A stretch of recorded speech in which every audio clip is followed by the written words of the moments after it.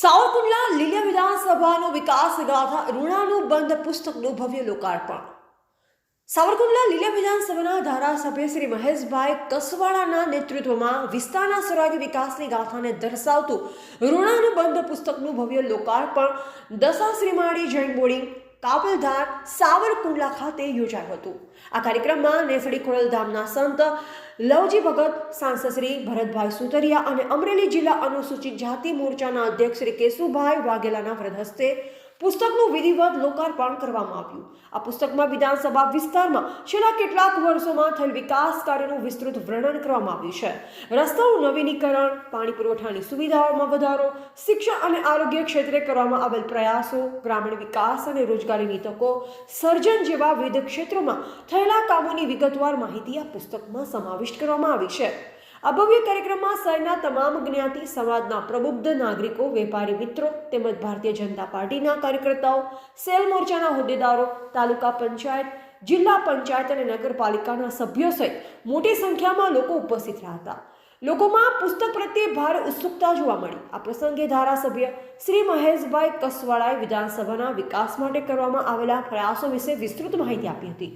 તેમણે કહ્યું કે આ પુસ્તક વિધાનસભાના વિકાસની ગાથાને દર્શાવતું એક દસ્તાવેજ છે। આપણે સૌએ મળી વિધાનસભાને વધુ વિકસાવવા માટે કામ કરવાનું છે। તેમણે ભવિષ્યમાં વધુ વિકાસ કાર્ય કરવાની વાત કરી। સાંસદ શ્રી ભરતભાઈ સુતરિયાએ પણ વિધાનસભાના વિકાસમાં સહયોગ આપવાની વાત કરી।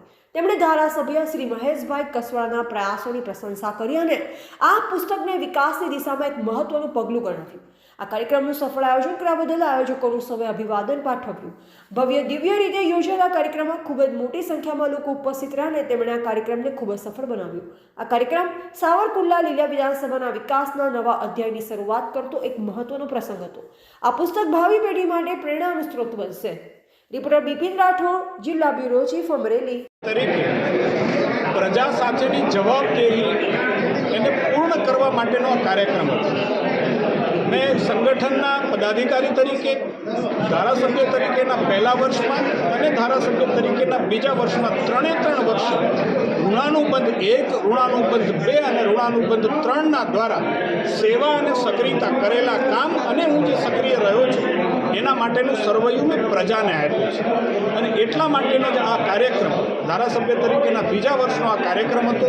ડિસેમ્બર સુધીનો 1 વર્ષનો તમામ હિસાબ આ ઋણાનુબંધ 3 ભાગની અંદર પ્રજાને સમર્પિત કર્યો છે। હું એમ માનું છું કે પ્રજાના પ્રતિનિધિ તરીકે એ મારી જવાબદેહી છે અને એને મેં ક્યાંક પૂર્ણ કરવાનો પ્રયાસ કર્યો છે।